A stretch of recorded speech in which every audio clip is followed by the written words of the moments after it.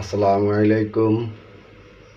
আপনারা যারা আমার শিক্ষাই জাতির মেরুদণ্ড প্রসঙ্গ শিক্ষক আন্দোলন আলোচনাগুলো শুনছেন, পার্ট 1, 2, 3, 4 পর্যন্ত শুনেছেন, তাদের সকলকে ধন্যবাদ।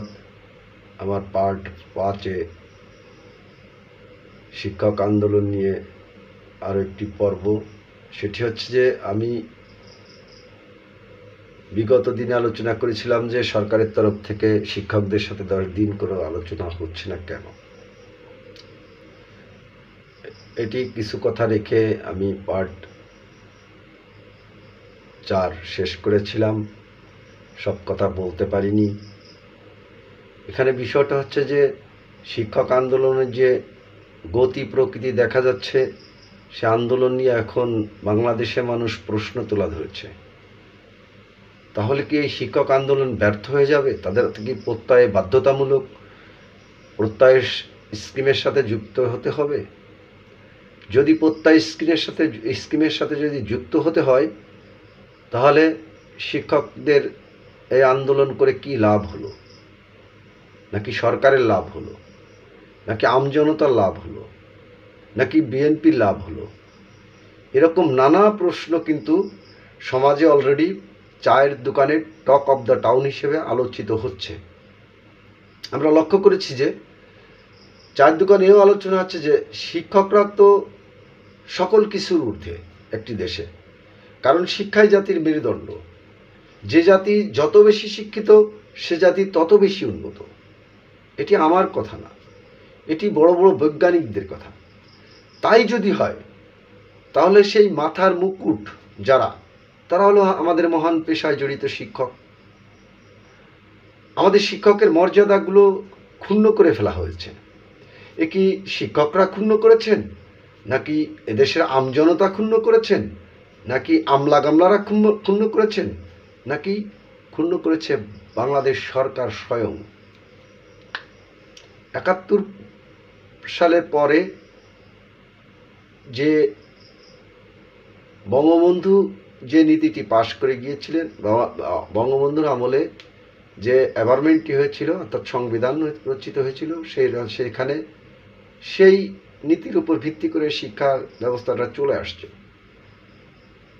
71 সালে বাংলাদেশের অবস্থা খুব খারাপ ছিল, অর্থনৈতিক দুরবস্থা ছিল, যার কারণে শিক্ষকদের বেতন, তারা এই মহান পেশাটিকে জাতির স্বার্থে নিঃস্বার্থভাবে কিছু শিক্ষিত ভদ্র মার্জিত লোক এই পেশার সাথে জড়িত হতেন।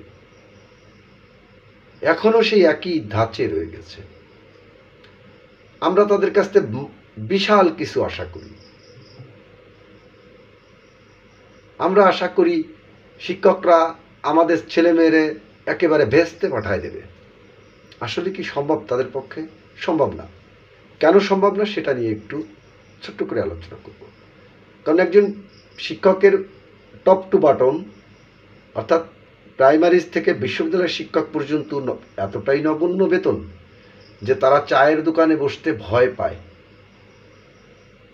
তাদের ছেলেমেয়েরা ছিঁড়া জামা ছিঁড়া কাপড় পরে স্কুলে যেতে হয়, যদি তারা দুর্নীতি না করে। তাদের দুর্নীতি কতটুকু?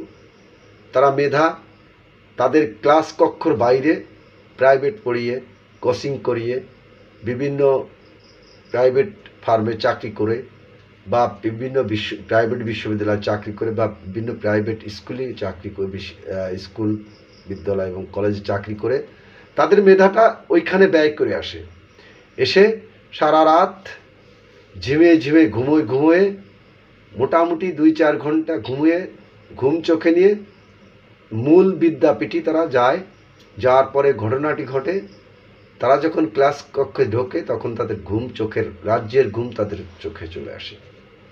আর এই রাজ্যের ঘুমের কারণে তারা যে মেধাটা আমাদের সন্তানের মগজে ঢুকিয়ে দিবে, সেটা ঢুকাতে ব্যর্থ হয়।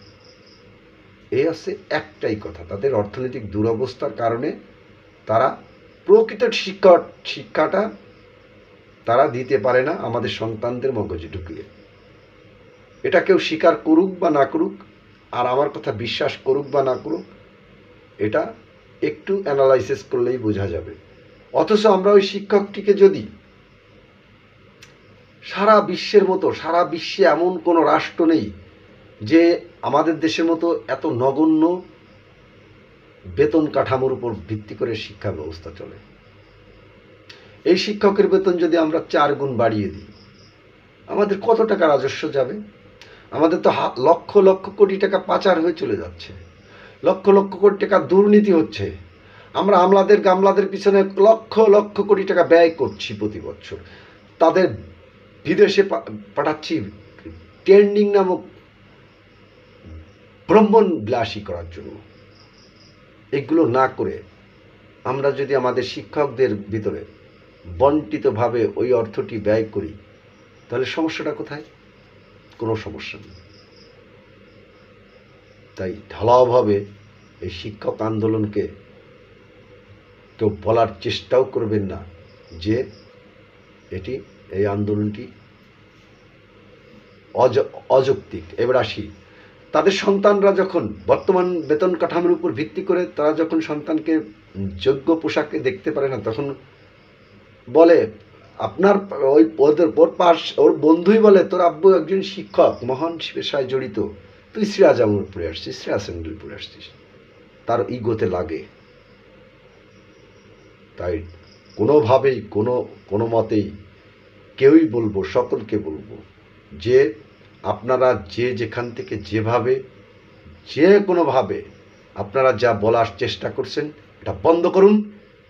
প্রত্যয় স্কিম থেকে শিক্ষকদের বের করে এনে তাদেরকে স্বতন্ত্র স্কেল দিয়ে তাদের মতো করে বিদ্যালয়গুলোকে চালিয়ে যাওয়ার সুযোগ সৃষ্টি করে দিন, এবং তাদেরকে অবশ্যই অবশ্যই অবশ্যই অবশ্যই তাদের বেতন 4 গুণ না হোক দ্বিগুণ করে দিন। দেখবেন প্রাইভেট বন্ধ হয়ে গেছে, কোচিং বন্ধ হয়ে গেছে, ওই অন্য অন্য শিক্ষা প্রতিষ্ঠানে চাকরি করাও বন্ধ হয়ে গেছে। আমার কথাটি বিবেচনায় নেবেন আশা ব্যক্ত করে শিক্ষা 5-এর এই পাঠ থেকে বিদায় নিচ্ছি। আল্লাহ হাফেজ।